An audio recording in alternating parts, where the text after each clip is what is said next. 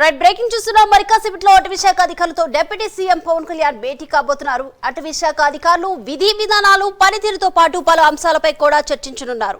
అయితే గురువారం శ్రీశైలం వివాదం ఘటనపై కూడా మంగళగిరిలో పవన్ కళ్యాణ్ ను కలిసిన అటవీ శాఖ అధికారులు అసోసియేషన్ నాయకులు ఫిర్యాదు చేశారు.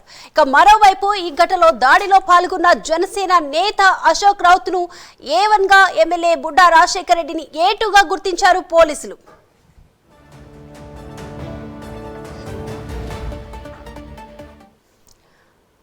రైట్ మరి కాసేపట్లో శ్రీశైలం ఫారెస్ట్ అధికారులపై కూడా అలాగే ఎమ్మెల్యే దాడికి సంబంధించిన వివరాలను కూడా పవన్ కళ్యాణ్ అడిగి తెలుసుకోనున్నట్లు కూడా తెలుస్తుంది.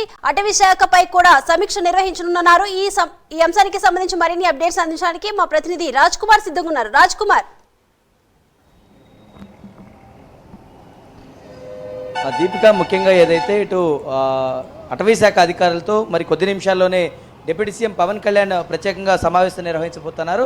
ఈ సమావేశానికి సంబంధించి కూడా చాలా ప్రాధాన్యత సంచరించుకుంది. ఎందుకంటే పవన్ కళ్యాణ్ తీసుకున్నటువంటి 5 శాఖలు కూడా తన పనితీరుని ఎప్పటికప్పుడు కూడా సమీక్షించుకుంటూ అటు ఉన్నతాధికారులతోనూ ఇటు సిబ్బంది అందరితో కూడా డిప్యూటీ సీఎం పవన్ కళ్యాణ్ ప్రత్యేకంగా సమీక్ష నిర్వహిస్తున్నటువంటి పరిస్థితి ఉంది. ఎప్పటికప్పుడు ఆ శాఖలకు సంబంధించినటువంటి పనితీరు పైన ఉన్నతాధికారులతో ఎప్పటికప్పుడు కూడా పవన్ కళ్యాణ్ నివేదికను తెలుసుకుంటున్నటువంటి పరిస్థితి. ఈ క్రమంలో తాజాగా శ్రీశైలానికి సంబంధించి కూడా అటవీ శాఖ అధికారుల పైన దాడి చేసినటువంటి నేపథ్యంలో అటు ఎమ్మెల్యే బుడ్డా రాజశేఖర్ రెడ్డి, అదేవిధంగా జనసేన నేత అశోక్ రౌత్ పైన కూడా చాలా సీరియస్గా యాక్షన్ ఉండబోతుందని ఇటు రెండు పార్టీల వర్గాలు కూడా తేల్చి చెప్పినటువంటి నేపథ్యంలో ఇటు డిప్యూటీ సీఎం పవన్ కళ్యాణ్ మరి కాసేపట్లో ఇటు అటవీ శాఖకు సంబంధించినటువంటి అధికారులతో సమీక్ష నిర్వహించబోతున్నారనే దానిపైన కూడా ఇప్పుడు సర్వత్రా కూడా ప్రాధాన్యత ఇటు సంచరించుకున్నటువంటి పరిస్థితి ఉంది. ఎందుకంటే ఇటీవల ఉన్నటువంటి పరిస్థితి ఉన్నటువంటి నేపథ్యంలో అధికారులపైన దాడులు చేయడం సర్వసాధారణంగా మారినటువంటి పరిస్థితి. ఇటు సామాన్య ప్రజానికం నుంచి అటు ప్రజాప్రతినిధుల వరకు కూడా ఇది సర్వసాధారణంగా మారింది. దీనికి చెక్ పెట్టాలనేటువంటి నేపథ్యంలోనే అటు ఉప ముఖ్యమంత్రి పవన్ కళ్యాణ్తో పాటు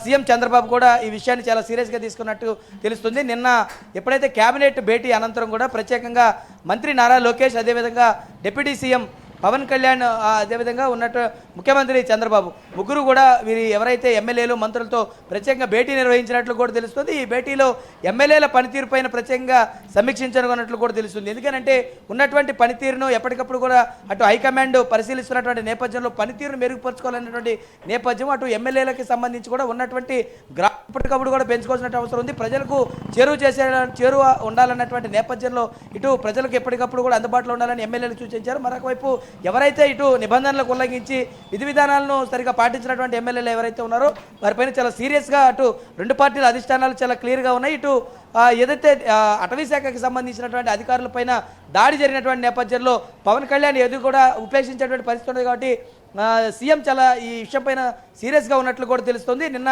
ఎమ్మెల్యే బుడ్డా రాజశేఖర రెడ్డికి కూడా దీనిపైన సీఎం చాలా ఆగ్రహం వ్యక్తం చేసినట్లు కూడా తెలుస్తుంది.